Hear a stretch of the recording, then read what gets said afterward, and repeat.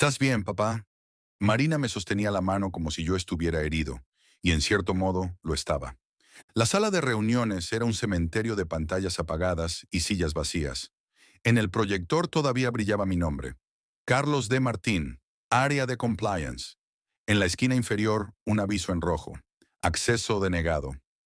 Esto debe ser un error, balbuceó Jorge, mi ex jefe. El nudo de su corbata se había torcido y sus dedos temblaban. IT tendrá que revisar los permisos. Me han cortado el correo, el acceso a los informes, incluso la tarjeta del aparcamiento. Lo miré fijo. No es un error, es una ejecución. Nadie dijo nada. Uno fingió revisar el móvil, otro carraspeó. Alguien se levantó y salió sin despedirse.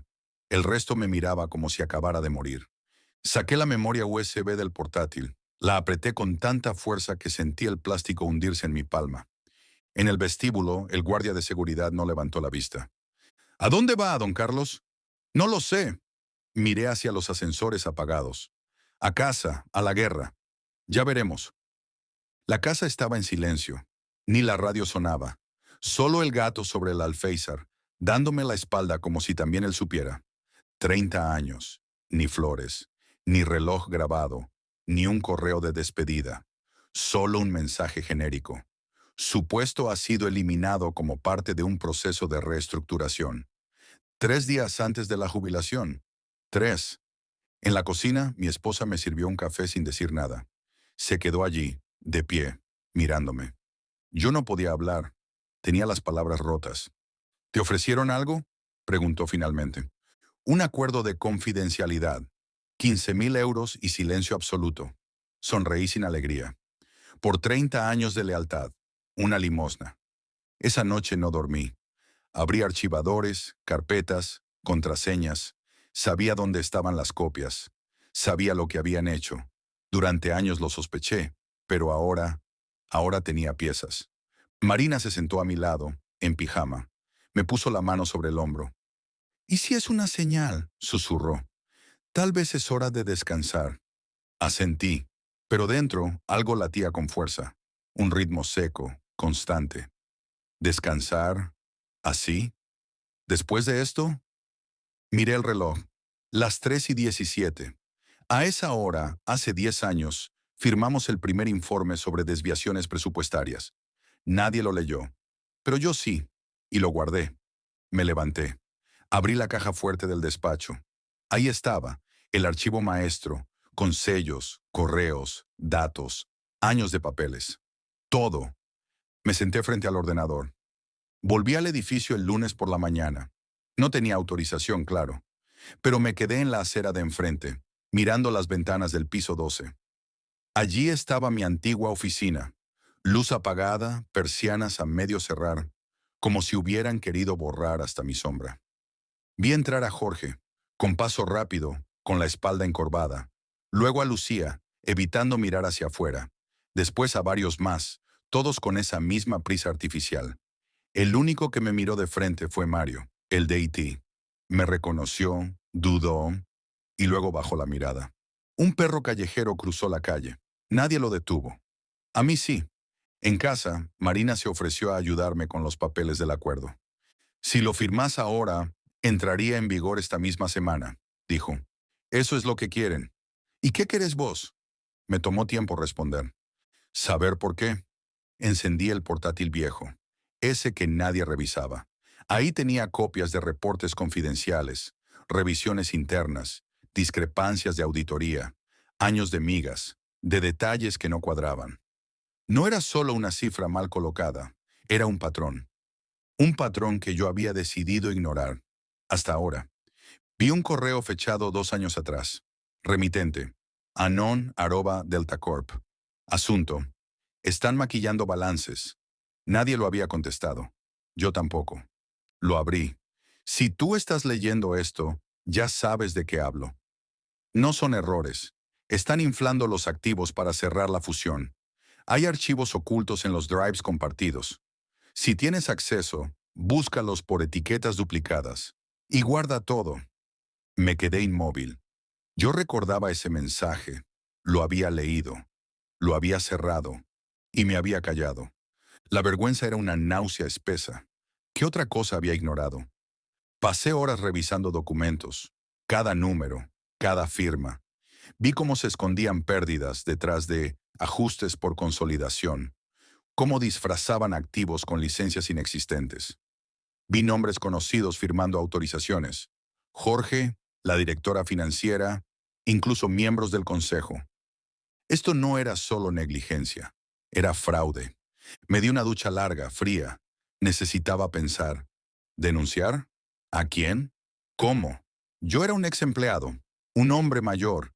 Iban a decir que estaba despechado, confundido, que exageraba. Podía firmar y desaparecer. Vivir tranquilo, viajar con Teresa, jugar con los nietos, olvidar. Pero cada vez que cerraba los ojos, veía ese correo.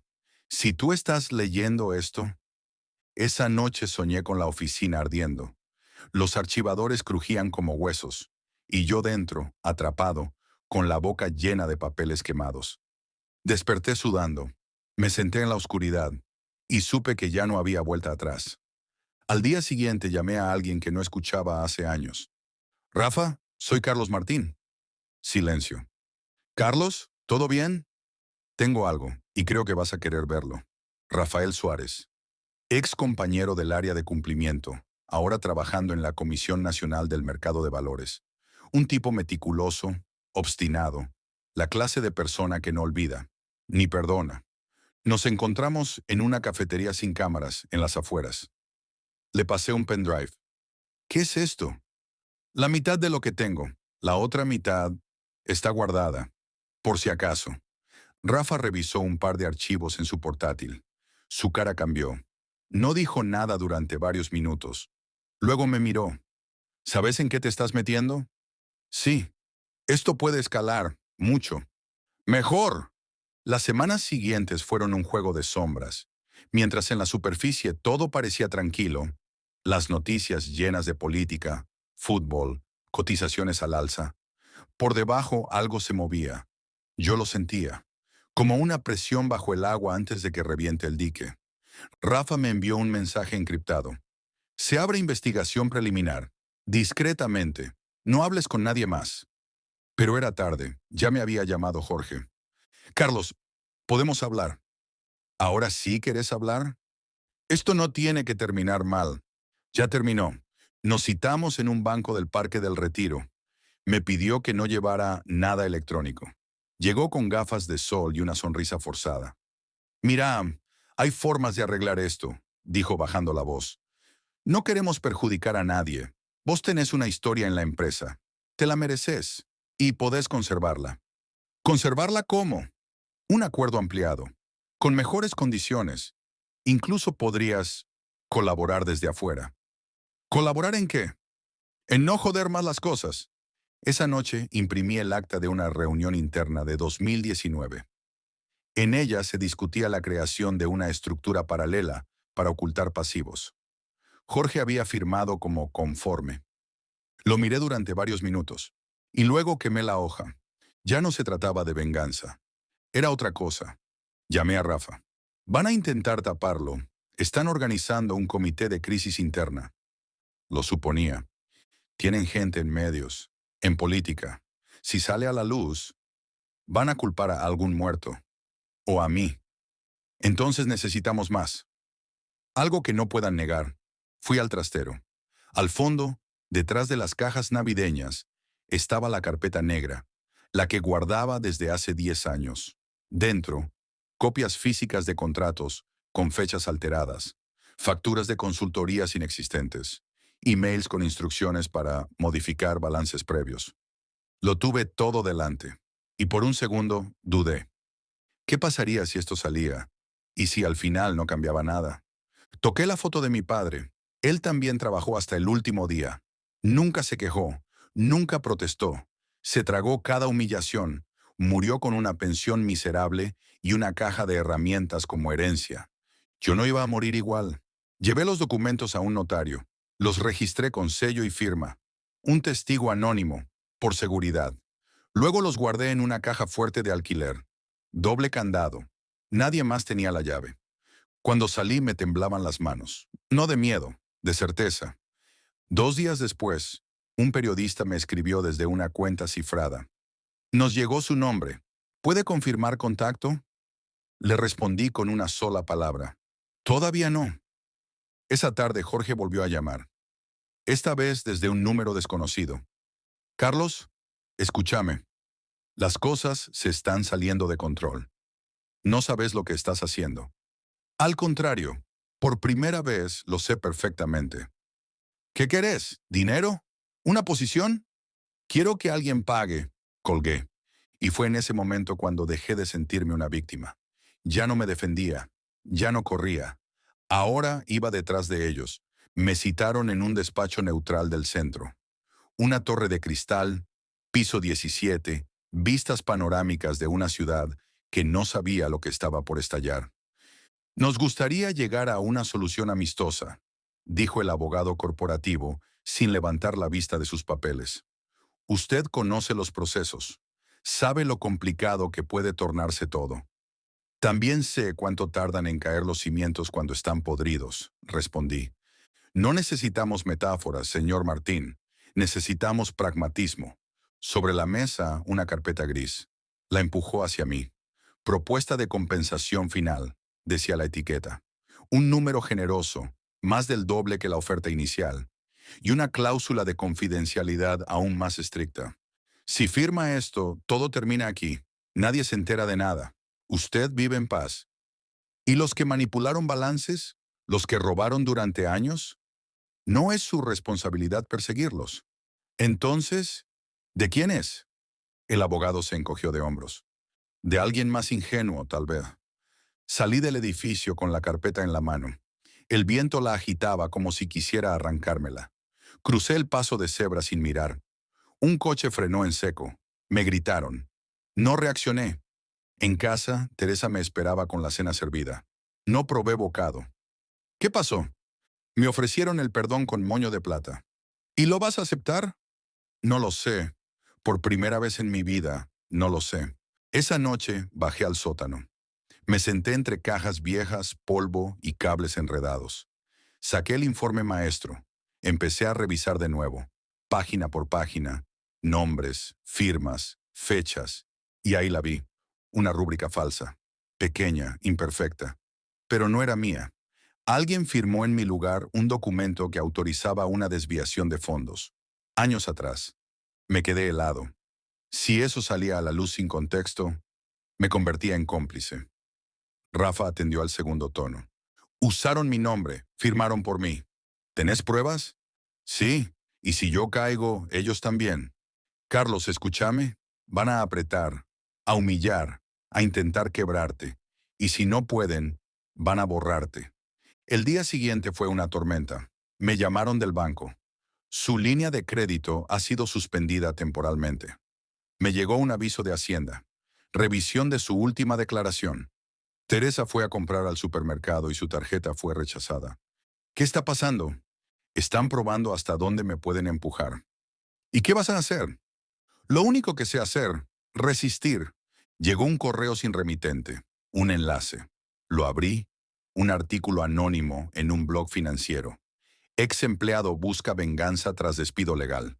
Una foto mía, un resumen distorsionado de mi carrera. Me acusaban de robar información, de amenazar ex colegas. No había firma, pero el mensaje era claro. Sabemos lo que haces, podemos destruirte. Esa noche me quebré. En el baño miré mi reflejo.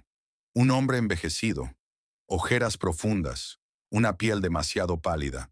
Golpeé el espejo con el puño cerrado. No se rompió, solo tembló, como yo. Me senté en el suelo y lloré, por la vida entregada, por los años que no volverían, por la idea absurda de que la verdad siempre gana. Cuando salí, Marina estaba en la puerta. Me abrazó sin palabras. Su abrazo fue un ancla. Papá, no pares ahora, ya empezaste. Le acaricié el pelo y entendí que no tenía derecho a rendirme. A la mañana siguiente, encendí la cafetera antes de que saliera el sol. El vapor subía lento, como si también él dudara. Pero yo ya no dudaba. No era por mí. Era por todos los que callaron, por todos los que vendrían después Rafa me escribió a primera hora. Van a mover contactos. Prepárate. Pero no estás solo. Salí con el maletín negro. Dentro solo una copia. El original ya no estaba conmigo. Había aprendido la lección. La información, como la pólvora, no se guarda en un solo sitio. En la CNMV, el silencio era quirúrgico. No me ofrecieron café, ni agua, ni una sonrisa. Queremos confirmar lo que su contacto nos adelantó, dijo la inspectora. Su voz era neutra, como de máquina calibrada. Entregué la documentación en sobres sellados. Ella los pesó con la mirada. Hay implicaciones sistémicas aquí.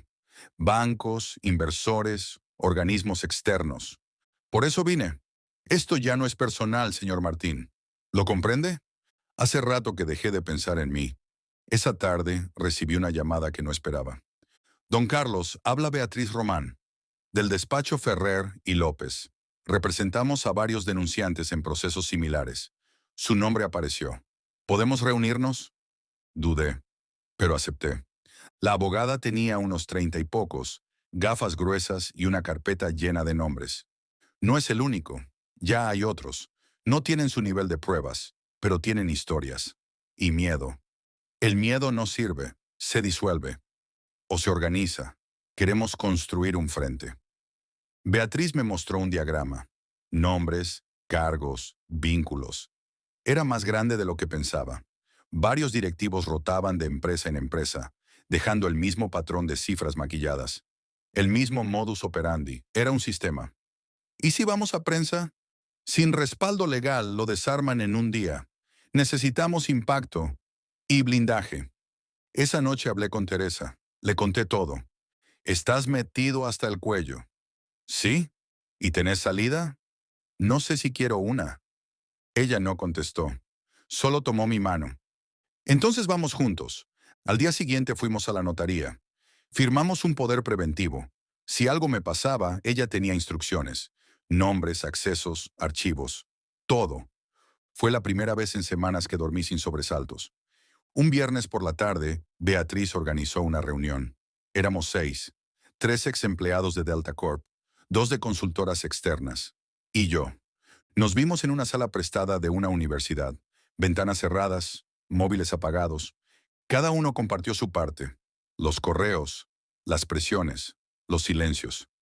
Esto se va a poner feo, dijo uno de ellos. Pero ya no podemos parar. De camino a casa me crucé con Jorge. Estaba solo, sin corbata, fumando nervioso en una esquina. Me vio. No dijo nada.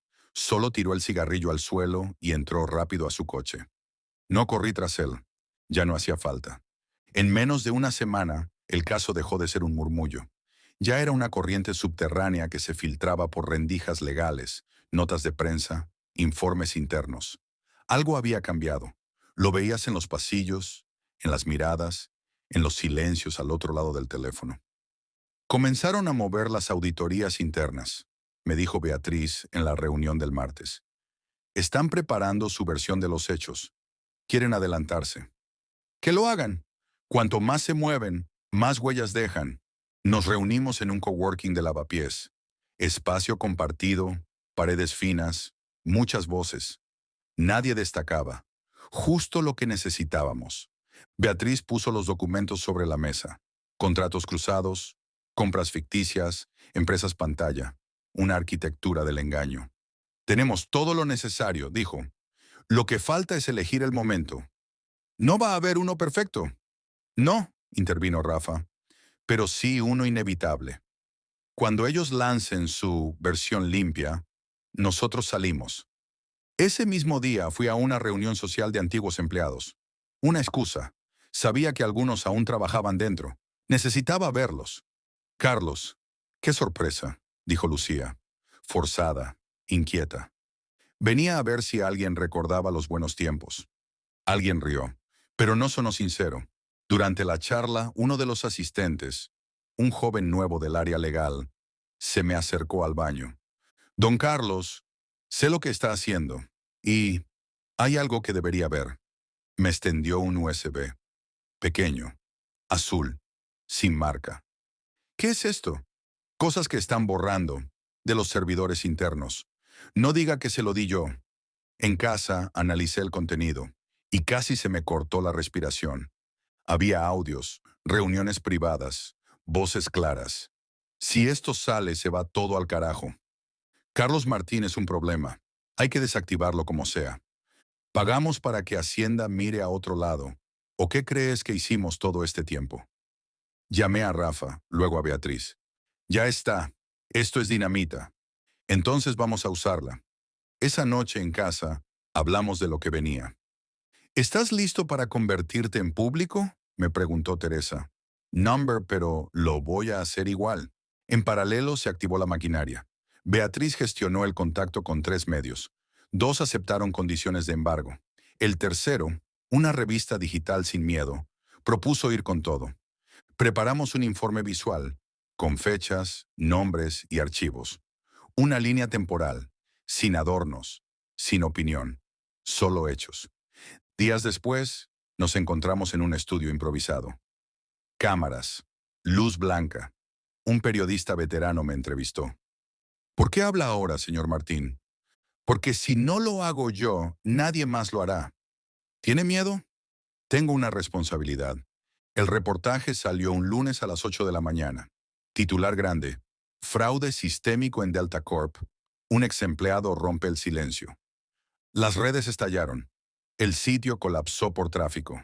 Al mediodía, ya había 2 solicitudes de investigación abiertas y un comunicado de la empresa, negándolo todo. Pero ya no bastaba con negar. Por la tarde salí a caminar. Solo. Nadie me reconoció. La ciudad seguía su curso, pero yo ya no era invisible, y no quería volver a hacerlo. La citación llegó en sobrecerrado, sin membrete. Comparecencia urgente. Comisión de Investigación del CNMV, Sala 4. Martes, 9 horas. Teresa lo abrió antes que yo. Me miró en silencio, como si entendiera todo sin necesidad de palabras. Y tal vez era así. Ya no hacían falta explicaciones. Cuando entré a la Sala 4, todos se giraron. Algunos con curiosidad, otros con desdén. Jorge estaba allí, flanqueado por 2 abogados. Su corbata gris, perfectamente anudada. Su expresión de hielo. A mi lado Beatriz y Rafa. No nos saludamos. No era el lugar. La audiencia comenzó con protocolos. Luego, una voz firme. Señor Carlos Martín, ¿puede confirmar, bajo juramento, que los documentos entregados son de su autoría y conocimiento? Sí, y puedo probarlo. Entregué un nuevo pendrive. Contenía los audios, las copias, las firmas falsas. Todo. Jorge se revolvió en su silla cuando escuchó su voz en la grabación. Carlos Martín es un problema. Hay que desactivarlo como sea. Sus abogados pidieron una pausa. Se la negaron. Beatriz tomó la palabra. No estamos ante un error administrativo. Estamos ante una estructura diseñada para manipular balances, engañar inversores y eludir responsabilidades fiscales. Hay evidencia directa de sobornos, destrucción de pruebas y coacción a empleados. Una pantalla mostró la línea de tiempo. Contratos, fechas, nombres, rostros. La sala se volvió un horno, silencioso, pero a punto de estallar. ¿Tiene algo que declarar, señor Delgado?, preguntaron a Jorge. Esto es un montaje, no hay contexto. Las grabaciones fueron editadas. ¿Todo esto está negando que esa sea su voz? Jorge dudó. Se inclinó hacia su abogado. Murmuraron algo. No respondió. Afuera los medios ya sabían. Las cámaras esperaban. Gente reunida frente al edificio. Carteles improvisados. Justicia para los olvidados. No más impunidad. Cuando salimos, alguien gritó mi nombre. No supe quién. Otros aplaudieron. Me protegí los ojos del sol. Quise desaparecer, pero también por primera vez sentí que todo había valido la pena. Esa noche, la empresa publicó un segundo comunicado. Anunciaban una colaboración activa con las autoridades y la salida inmediata de varios directivos implicados. Jorge no figuraba por su nombre, pero todos sabían. El día siguiente fue aún más extraño. Me llamaron de un canal nacional. Queremos entrevistarlo en prime time. Usted ha abierto una puerta. Yo no soy un héroe. Precisamente por eso queremos hablar con usted. No acepté. Al menos, no todavía. Beatriz propuso una reunión de seguimiento con los otros denunciantes. Tenemos tracción, ahora podemos ir más lejos. Revisión de contratos públicos, filiales, red de proveedores. Esto es más grande. Rafa asintió. Lo que empezaste, Carlos, es solo el principio. Antes de irme, me crucé con Jorge en el pasillo. Ya sin traje, ya sin escolta. Me miró con una rabia contenida y algo más. Un miedo nuevo, desconocido para él. ¿Estás contento? Number. Entonces, ¿por qué lo hiciste? Porque alguien tenía que hacerlo. Esa noche Teresa dejó una copa servida frente al sillón. Encendió la radio. Música suave, ninguna palabra. Y yo, por primera vez, no me sentí perseguido. Me sentí libre. Una semana después llegó la notificación oficial. Proceso de recuperación de pensión y derechos acumulados en trámite. Reconocimiento como informante clave en procedimiento administrativo sancionador. No sonreí. No salté. Solo bajé la mirada y suspiré largo, como si soltara 30 años de aire retenido. Al día siguiente, volví al mismo banco del parque donde Jorge me había ofrecido silencio a cambio de olvido. Pero esta vez no había nadie esperándome, solo la ciudad, respirando, ajena, en paz. Saqué un sobre de mi chaqueta. Dentro, una carta sin destinatario. Si estás leyendo esto, es porque tuviste que elegir entre callar y actuar. Elegiste actuar. No vas a tener una estatua, pero tal vez un día alguien más se atreva por tu ejemplo. Lo dejé bajo el banco. Alguien lo encontrará. Caminé hasta casa sin prisa. Pasé por una escuela, por una plaza, por una panadería que olía a manteca caliente. Nadie me miraba, nadie sabía, y eso era justo lo que quería.